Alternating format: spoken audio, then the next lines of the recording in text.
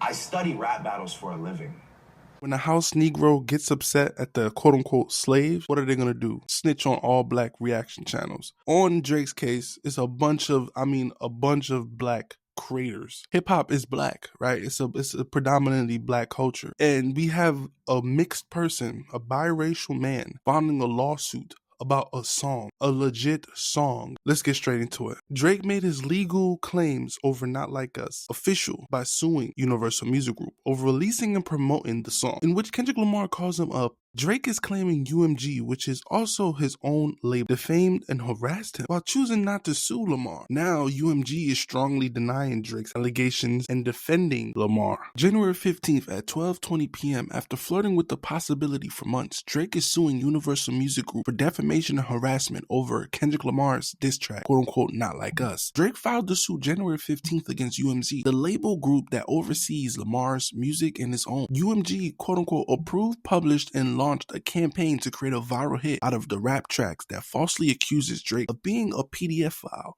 and calls for retribution against him. Drake's attorney argued the allegation in Not Like Us and said that they're false because UMG would not have worked with the rapper since 2009 if they knew he was a pedophile. Crucially, Drake is not suing Lamar over the actual lyrics, but rather claiming UMG put corporate greed over the safety and well-being of its artists. In a statement, Drake's lawyers said he filed a lawsuit to hold UMG accountable for knowingly promoting false and defamatory allegations against him. They disputed the characterization as, quote, a fight between rappers, adding, the lawsuit reveals the human and business consequences to UMG's elevation of profits over the safety and well-being of its artists, and shines in the light on manipulation of artists in the public for corporate gain. The lawsuit cites the May 7th shooting of a security guard at Drake's Toronto home, pictured on the cover of Not Like Us, as an example of violence incited by the song, released days earlier on May 4th. After the shooting, Drake, quote-unquote, and other labored to keep the man alive by applying pressure to the gunshot wound with towels. 2 other break-ins happened in the following days, according to the suit, and Drake also took his son out of school in Toronto over, quote-unquote, safety concerns because of the song. The lawsuit says he confronted UMG about the song and those issues, but UMG refused to do anything to help. UMG previously said the suggestion that UMG would do anything to undermine any of its artists is offensive and completely untrue. Drake's lawsuit claims UMG was incentivized to promote Lamar at his expense ahead of his upcoming contract renegotiation to reduce Drake's bargaining leverage. The lawsuit also doubles down on Drake's previous claim that UMG paid third parties to promote the song and to fake streams with bots on Spotify. UMG's promotional strategy, Drake argues, made Lamar's allegedly defamatory claims ubiquitous. Ironically, Drake is being represented by Michael J. Gottlieb, who previously represented the owner of the pizza shop at the center of Pizzagate's conspiracy theories, and election workers falsely accused of Rudy Giuliani and attempting to steal the 2020 election. The lawsuit calls Drake's case the 2024 equivalent of Pizzagate. UMG says Drake's case is illogical. January 15th at 5:40 p.m., Universal Music Group strongly denied Drake's allegation in a statement saying it's illogical. The label would work against one of its own artists. We have invested massively in his music, and our employees around the world have worked tirelessly for many years to help him achieve historic commercial and personal financial success. A spokesperson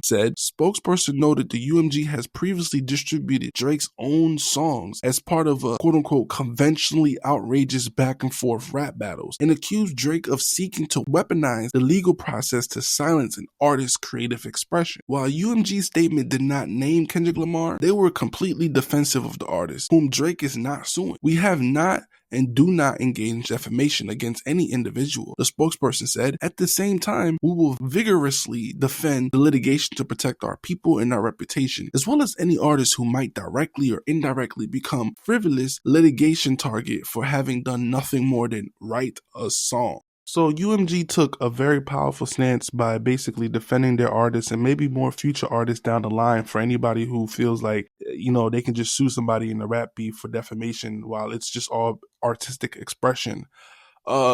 This is probably the most nastiest thing ever done in hip hop, because in the lawsuit, it's 81 pages. It's very thorough. It's a lot of stuff in it. And after I fully read it overnight, I will try to break it down a lot more. But from what I'm already gathering, I'm seeing the fact that he's naming actual black reactors like Kai Cenat or even RDC World, who make skits and jokes about literally everything that goes on in life.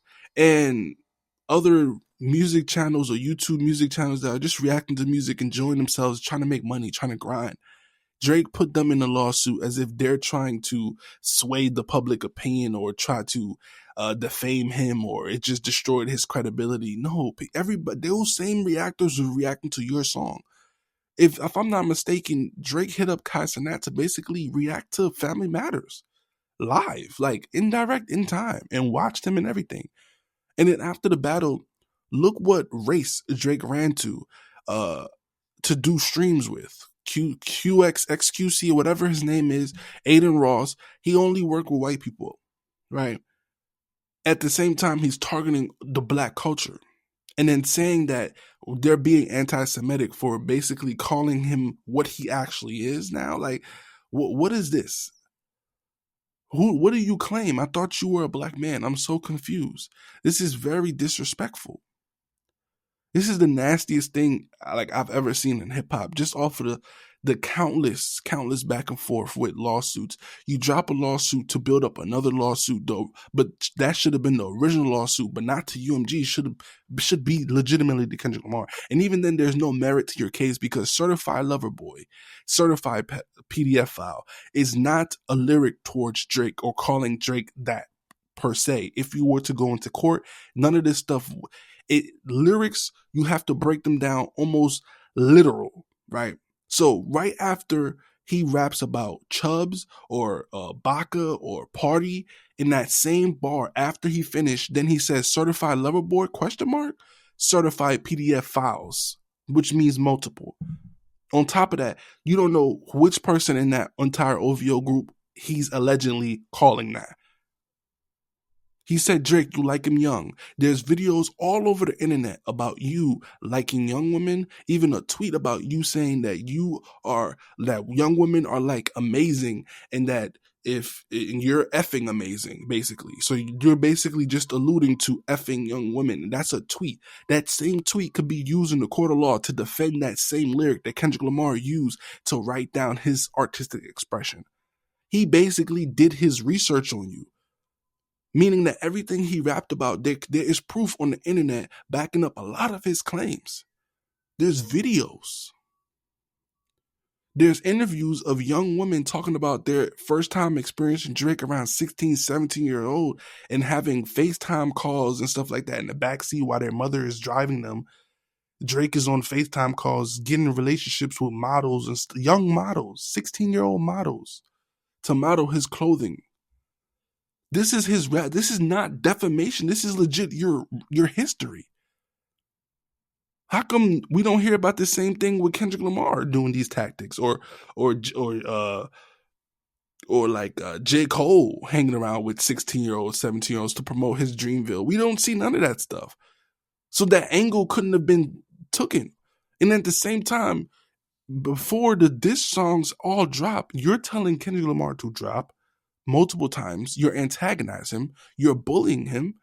You're calling him short. You're doing a whole bunch of stuff, even in the tailor-made freestyle where you used AI in a rap battle, and you use Snoop Dogg and Tupac to basically tell Kendrick Lamar to use Epstein angles and all of this stuff that you expected. So you expected this and you didn't have a rebuttal, a proper rebuttal, a good song to come off of. For your whole entire career, you've been pushed and bodied by UMG. I remember when I was like 17, 16 years old on Spotify and around 2016, 2017, and seeing the entire playlist, Rap Caviar, everything has Drake's face on it. The whole Apple Music, if he dropped an album, the whole Apple Music front page would be Drake. If there's anybody that was pushed more than any rapper in the history of rap, I think it was Drake and Eminem. But mostly Drake. You were pushed the most by record labels, specifically UMG. This is why when Kanye was dissing Drake, he kept calling Drake Lucian Grange rich baby daddy. Right? That Lucian Grange is Drake's rich baby daddy.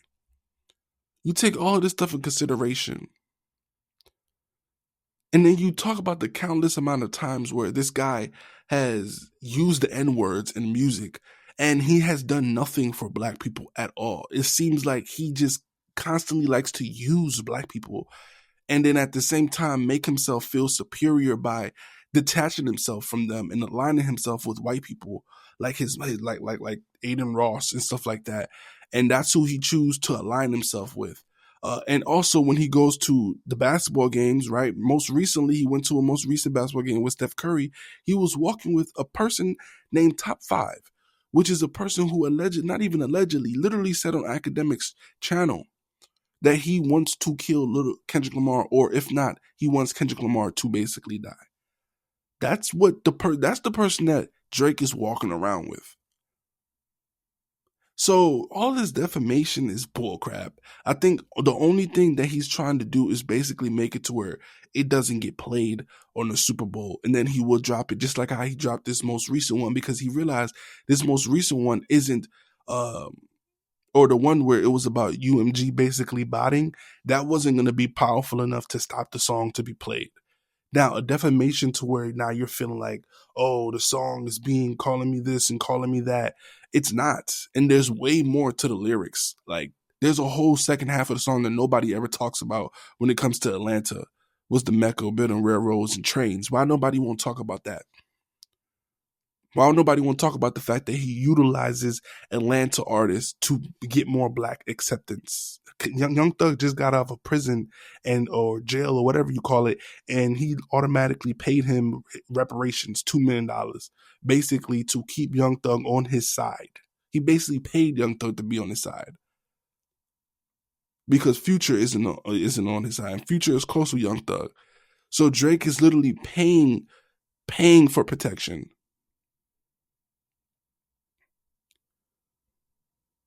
At the same time, using the culture to make profit over and over again. Now he's realizing that the culture itself has turned their back. You're still, quote unquote, this number one streaming artist. Still, after all of this stuff, we're all listening to your old songs, apparently, right? So what have you lost? You lost yourself. This is a long rap battle with you going against yourself. And you know what? The world has finally got to see who you are. And for me, I'm so glad that this is happening because we really get to see who you are. You are a Karen. You are a white man. All right. And that's not disrespectful. You act like a white. You were raised with the white lens.